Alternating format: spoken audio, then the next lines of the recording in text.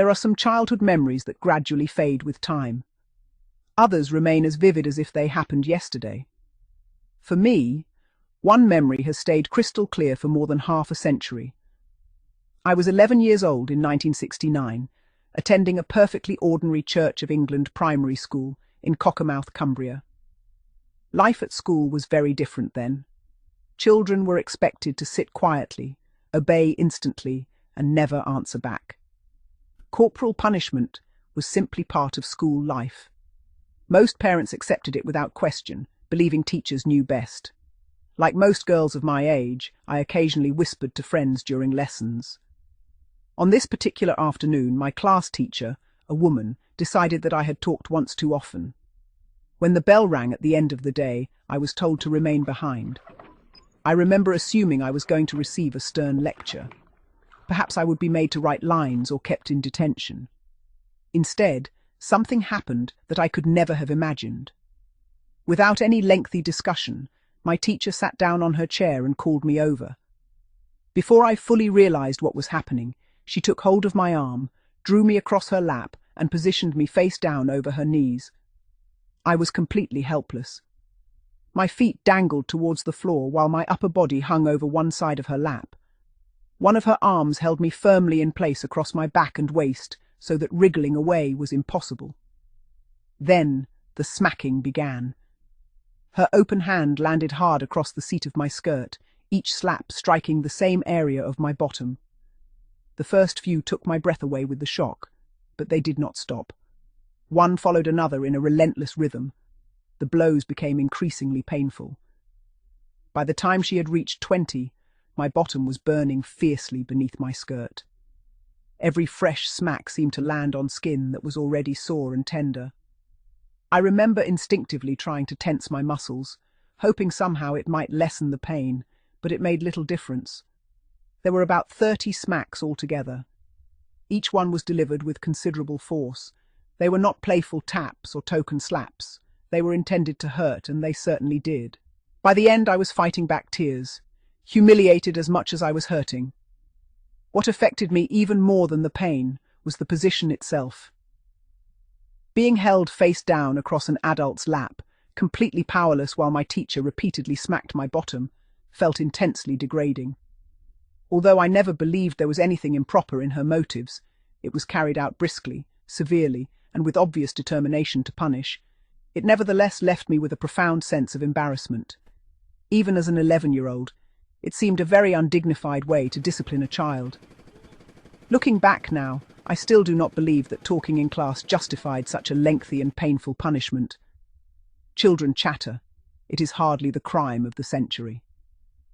Even by the standards of the late 1960s, 30 hard smacks across the bottom seems an extraordinary response to such a minor offence. For years afterwards, I often wondered whether what had happened to me would have been recorded in the school's punishment book. Surely something so severe would have been officially written down. The answer, I later discovered, is far from simple. Many people assume that punishment books contain details of every child who received corporal punishment. In reality, they often tell only part of the story.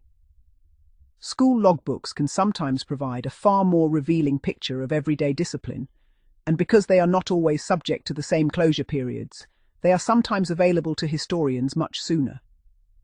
Reading through old school logbooks can be both fascinating and astonishing. You may work your way through months of dull entries recording attendance figures, school outings and visits from inspectors before suddenly coming across a brief note describing punishments that would leave today's readers speechless. One entry simply recorded: "In spite of warnings, the boys arrived at school wet as a result of snowball fights. The whole of Class 2 received 2 strokes on their buttocks and Class 3, 3 strokes. We managed by mid-afternoon to get all the clothing dry for them to go home. Just a few lines, but they raise countless questions. Were the boys caned over their trousers? Were their trousers removed? Did they spend much of the day waiting in borrowed clothing while everything dried?" The logbook offers no explanation, leaving modern readers to imagine what really happened. Another school recorded: "Following a complaint by 2 parents, 5 boys were given 3 unprotected strokes on the buttocks, the parents were satisfied. Curiously, that punishment never appeared in the punishment book at all. Even the final sentence leaves us wondering. Were the satisfied parents the ones who had complained and believed the punishment appropriate? Or were they the parents of the boys, reassured that the matter had been dealt with fairly? The records never explain.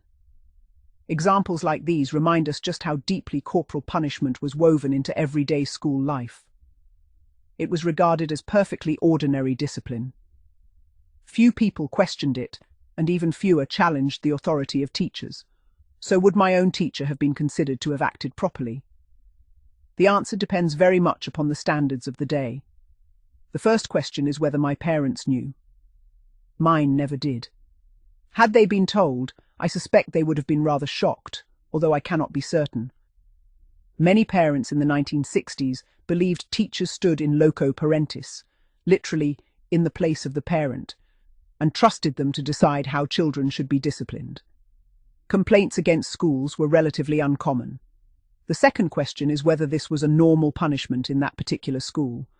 If girls were regularly smacked by female teachers for talking or other minor misdemeanors, and parents generally accepted the practice, then it would almost certainly have been regarded as ordinary discipline rather than misconduct. The third question is whether the punishment matched the offence. Here, I have always had doubts. A brief smack was one thing.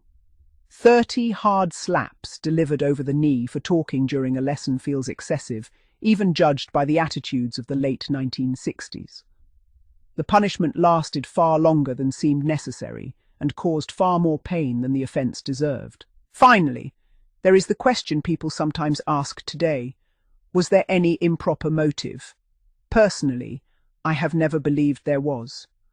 My teacher appeared to be doing what she genuinely believed was her duty. There was nothing suggestive in her manner.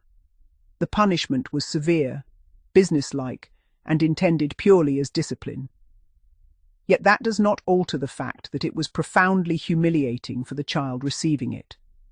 The legal position in England at the time was also rather complicated. Most local education authorities had written rules governing who was allowed to administer corporal punishment. However, those rules often concentrated on formal punishments such as caning. Smacking with the hand, or using a slipper, was not always covered quite so clearly. If a teacher acted without proper authority, it was usually treated as an internal disciplinary matter rather than a criminal offence.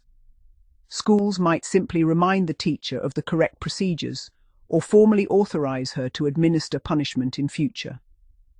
Only where punishment was clearly excessive or involved some improper motive would the police have been likely to become involved. The courts, too, were generally reluctant to interfere. One well-known case involved the schoolboy Barry Taverner, whose bottom was left badly bruised after being caned by his headmaster because of poor examination results. The judge dismissed the complaint, observing that corporal punishment was intended to hurt and that bruising was an expected consequence. How different the world is today.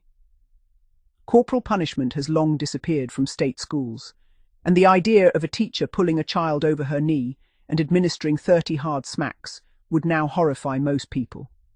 Looking back across all these years, I still believe my punishment was unnecessarily severe.